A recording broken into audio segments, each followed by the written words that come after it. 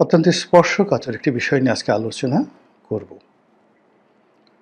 আপনারা জানেন যে আমাদের সামাজিক মাধ্যম এবং মূলধারার গণমাধ্যম ইতিমধ্যে একটা খবর বেশ গুরুত্ব সহকারে প্রচার করেছে। অনেকে প্রোপাগান্ডা চালাচ্ছেন, যার জিস্ট বা সারাংশ হলো আওয়ামী লীগ ক্ষমতা দখলের জন্য বাংলাদেশে একটি সশস্ত্র বিপ্লব, একটি পাল্টা অভ্যুত্থান। এখানে দুটো বিষয় পরে আলোচনা করব। একটা হলো সশস্ত্র যুদ্ধ, সশস্ত্র বিপ্লব, একটি পাল্টা অভ্যুত্থানের মাধ্যমে পুনরায় ক্ষমতা দখল করা, ক্ষমতা ফিরে পাওয়া, হোয়াট এভার মেবি, বা বাংলাদেশে যে রাজনীতি, ক্ষমতা রাজনীতি, সেই ক্ষমতা রাজনীতিতে তাদের কর্তৃত্ব প্রতিষ্ঠা করার জন্য তৎপরতা শুরু করেছে।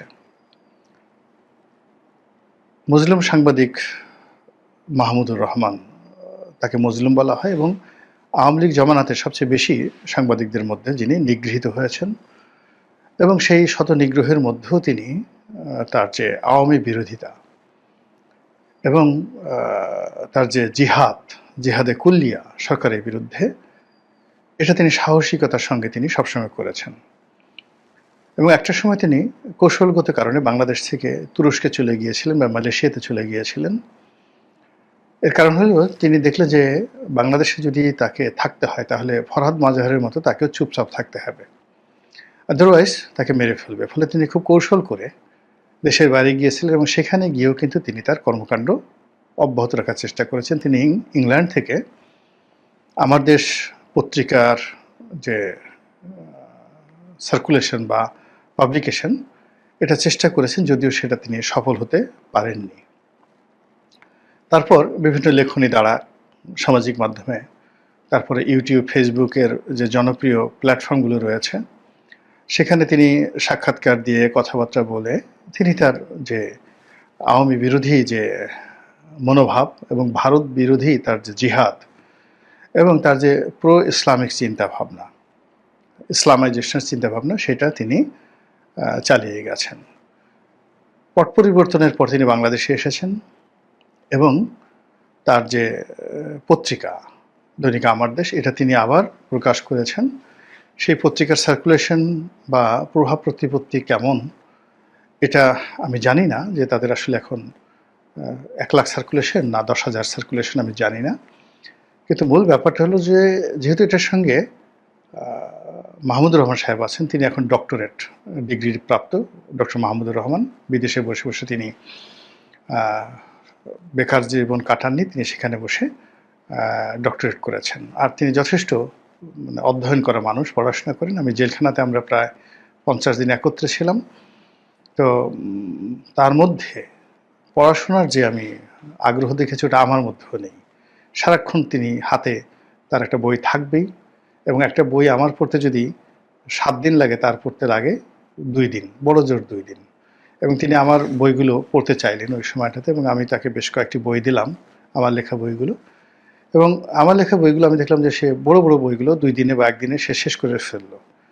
এবং ওই বইগুলো নিয়ে যখন আলাপ আলোচনা করলাম, দেখলাম যে তার সবই মোটামুটি যাকে বলা হয় পড়া হয়ে গেছে, এবং তিনি মনোযোগ সহকারে পড়েছেন। তো কাজেই তার পত্রিকায় 10,000 সার্কুলেশন হোক বা 10 লাখ সার্কুলেশন হোক, ডাজ নট ম্যাটার। তিনি যেটা বলেছেন আমি সেটা গুরুত্ব সহকারে বিবেচনা করতে চাই এবং এটার ইম্পর্টেন্সই দিতে চাই, গুরুত্ব দিতে চাই।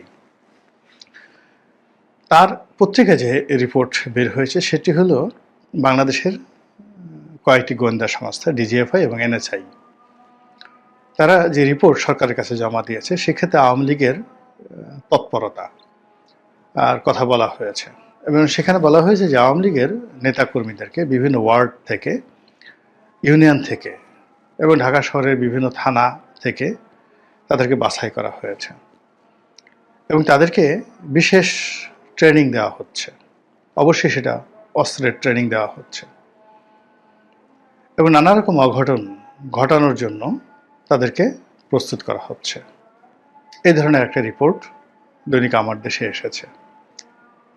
দ্বিতীয়ত যে জিনিসটি হচ্ছে সেটি হলো এই কাজের জন্য নাম এসেছে সেই ডিবি মনিরের। যিনি পুলিশের এডিশনাল আইজি ছিলেন এবং এসবির প্রধান ছিলেন, মূলত তার যে এক্সপার্টিস সেটা হলো কাউন্টার টেররিজমে এবং জঙ্গি দমনে। পুরো শেখ হাসিনার জামানাতে সেটা জঙ্গি দমন হোক কিংবা জঙ্গি নাটক হোক, এটাকে অত্যন্ত সুচারুরূপে, অত্যন্ত অথেন্টিকেসির সঙ্গে বিশ্বাসযোগ্য করে এটিকে জনগণের সামনে উপস্থাপন করা এবং আওয়ামী লীগকে এটার বেনিফিট প্রদান করার জন্য সবচেয়ে সফল যে পুলিশ কর্মকর্তা ছিলেন তিনি জনাব মনির, ডিবি মনির। এখন সেই ডিবি মনির ধরাছোঁয়ার বাইরে আছেন, দেশে আছেন না দেশের বাইরে আছেন আল্লাহ জানেন, কিন্তু তাতে কানেক্টিভিটি আছে এবং তিনি জানেন কি করে কোন কাজ করতে হয়। আমার দেশের রিপোর্ট অনুযায়ী এই ডিবি মনির এই কাজটি করে যাচ্ছেন। তো ডিবি মনিরের পরে আরেকজন কর্মকর্তা আছেন, সেটা হলো ডিবি হারুন। তো ডিবি হারুন ডিআইজি পর্যন্ত হয়েছিলেন, এডিশনাল আইজি হননি। তিনি সর্বশেষ এই যে ডিবির প্রধান রূপে, মহানগর ডিবির প্রধান রূপে তিনি দায়িত্ব পালন করেছেন এবং তার সে বিখ্যাত ভাতের হোটেল এবং সেই হোটেলে তিনি এই যে এখন যারা কুশীলব, জুলাই আগস্ট বিপ্লবের যারা কুশীলব ছাত্র নেতাদেরকে তিনি সেখানে গ্রেপ্তার করে নিয়ে গিয়েছিলেন, তাদেরকে সেখানে জামাই আদরে তিনি রেখেছিলেন।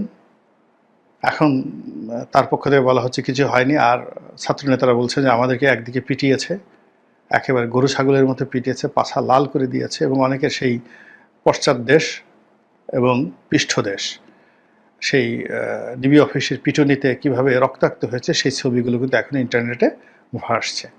এবং এই ডিবি হারুন এতটা নির্মম নিষ্ঠুর, সে আবার আমাদেরকে পিটিয়ে আবার টেবিলে কাঁটা চামচ দিয়ে পোলাও কোরমার সামনে রেখে আমাদেরকে হাসি মুখে খেতে বলেছে এবং আমরা খেয়েছি আর সে ছবি তুলেছে।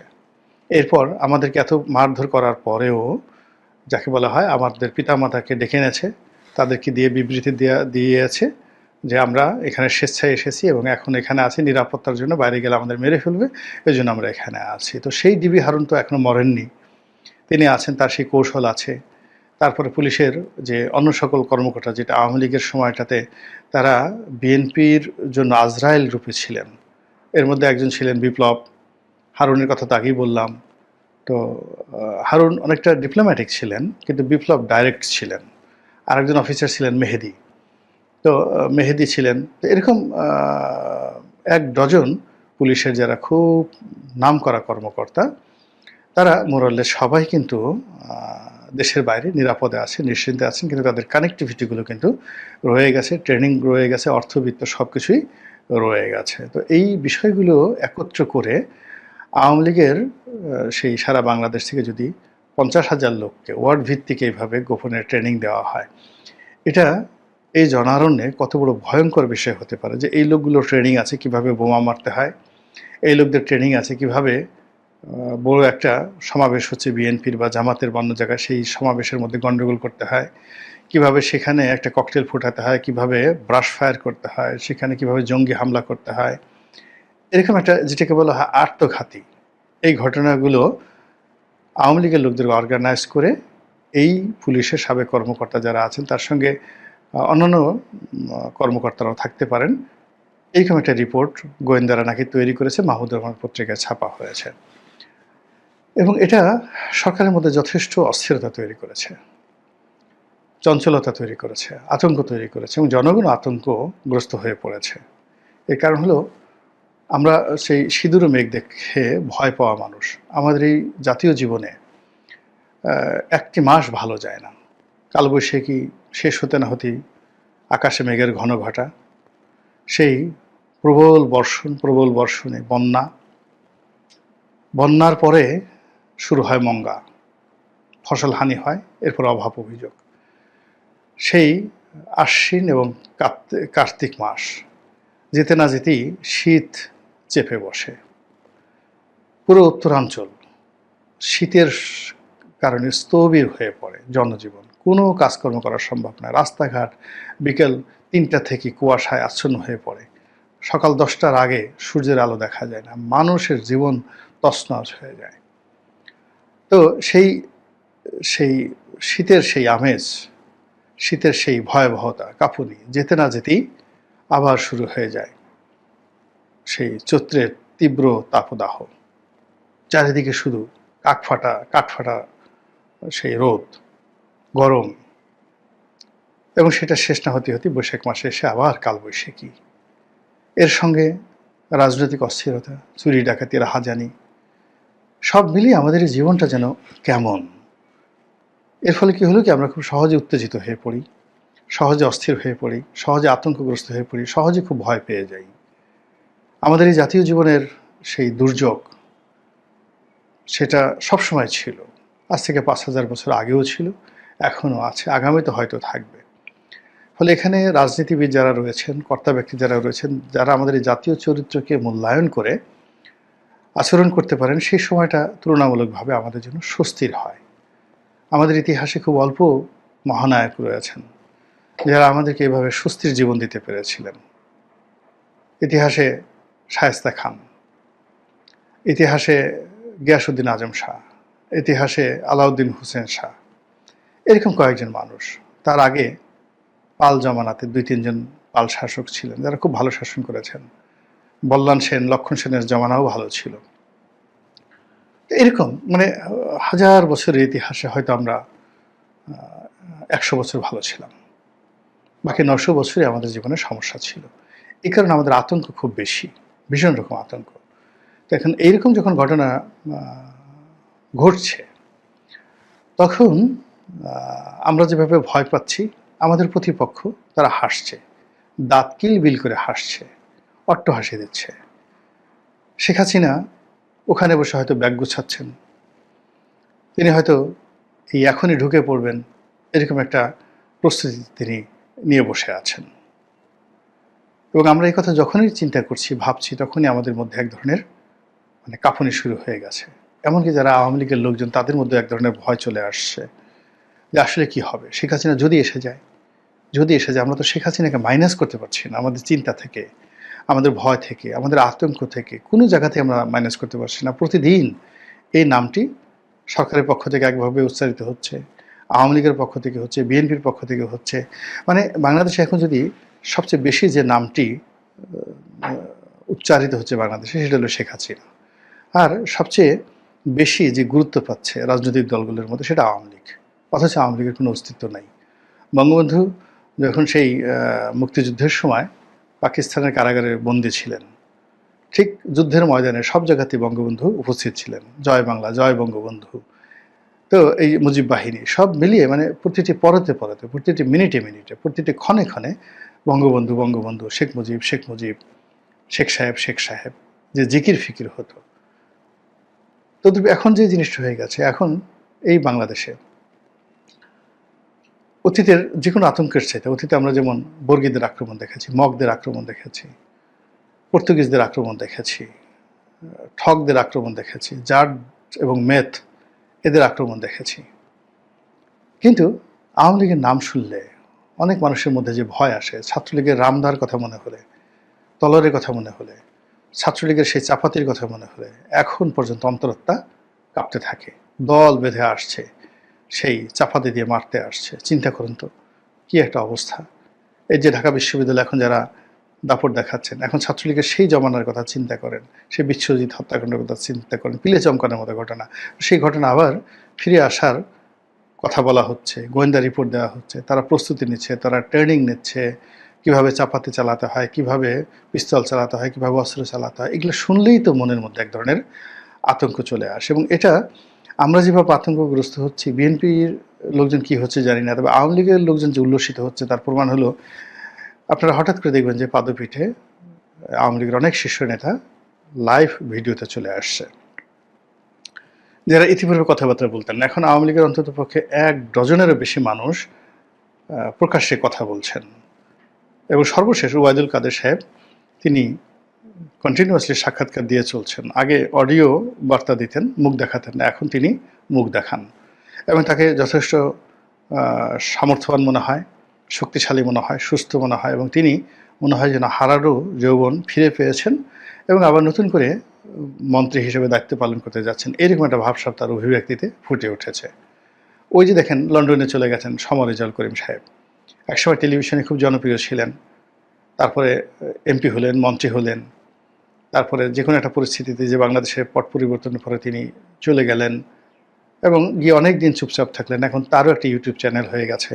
তিনিও বিভিন্ন সেই ইউটিউব প্ল্যাটফর্মে এসে আওয়ামীপন্থী যারা সাংবাদিক আছেন দেশের বাইরে, সেটা ফজলুল বারী বলেন, সুলতানা রহমান বলেন, তারপর শেষে মোহাম্মদ ইসমাইল বলেন, অন্যান্য যারা আছেন সবার সঙ্গে ফাটিয়ে তিনি বক্তব্য দিয়ে যাচ্ছেন এবং তার সেই বক্তব্যগুলো লাখ লাখ মানুষ দেখছে, ফেসবুক ইউটিউবে সেগুলো দেখছে। বাংলাদেশে থাকতেও তো তিনি এই টকশো করেই মূলত তো এমপিগিরি নমিনেশন পেয়েছিলেন, তো সেই মানুষ তো এখন কথা বলছে। তারপরে শেষে অনেকেই কথা বলছেন, মহিবুল হাসান চৌধুরী কথা বলছেন, তারপরে আব্দুর রহমান সাহেব কথা বলছেন, জাহাঙ্গীর কবির নানক কথা বলছেন।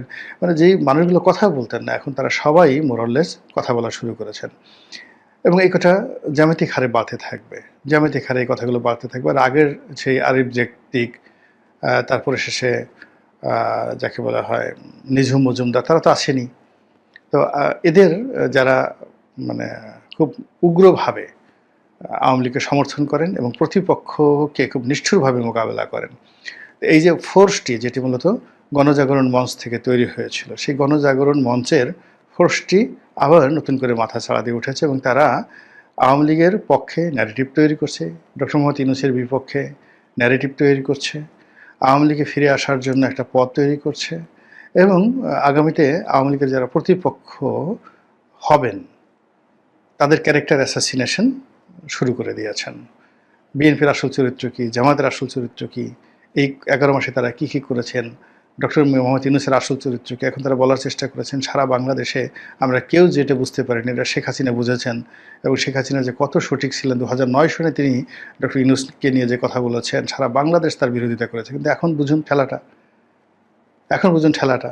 তো এই যে ন্যারেটিভগুলো তারা তৈরি করছেন, এর বিরুদ্ধে, এর বিপক্ষে সম্মিলিতভাবে বিএনপি কিছু করতে পারছে না, জামাত কিছু করতে পারছে না, আওয়ামী লীগ কিছু মানে ডক্টর মোহাম্মদ ইউনূস কিছু করতে পারছে না, কিন্তু আওয়ামী লীগের যে বিরুদ্ধ পক্ষগুলো তারা কিন্তু নিজেরা নিজেরা দ্বন্দ্ব সংঘাত করছে। এখন আওয়ামী লীগ একেবারে এক দফা গোল করে যাচ্ছে, ডাইরেক্ট গোল করে যাচ্ছে, আর অন্যদিকে যারা মানে যাকে বলা হয় আওয়ামী বিরোধী শক্তি রয়েছে, তারা তাদের নিজেদের মধ্যে অন্তর্দ্বন্দ্ব হয়ে তারা নিজেদের গোল পোস্টে মানে নিজেদের দিকে নিজেরা গোল করার জন্য তারা যাকে বলা হয় সর্বশক্তি নিয়োগ করছে। ধরুন একটা ফুটবল মাঠ, একদিকে আওয়ামী লীগের 11টা প্লেয়ার, অন্যদিকে Jamaat, BNP, NCP, doctor Mohammad Yunus তাদের 11টা প্লেয়ার খেলছে পুরোদমে। এখন আওয়ামী লীগ দেখলো যে আওয়ামী লীগের দিকে গোল করবে সমস্ত দলগুলো 11টা প্লেয়ার, তা না করে সেই 11টা প্লেয়ার তারা নিজেরা নিজেদের দিকে গোল করছে। আর এই সুযোগে আওয়ামী লীগের যারা লোকজন রয়েছেন তারা পাইকারি হারে গোল করে যাচ্ছেন এই তাদের প্রতিপক্ষের বিরুদ্ধে। ফলে এখানে আওয়ামী লীগের গোল প্লাস ওদের যে নিজেদের আত্মঘাতী গোল, এই আত্মঘাতী গোলে মানে এখন ওই পক্ষে যারা গোলকিপার আছেন তাদের তো চোখ কান সব ভোটা হয়ে গেছে, গোল পোস্ট ভরে গেছে গোলে। এবং এই গোলের কারণে সারা বাংলাদেশে যে গোলমালে একটা পরিস্থিতি তৈরি হয়েছে, যে অস্থিরতা তৈরি হয়েছে, যা কিনা এই মুহূর্তে বাংলাদেশের সব কিছু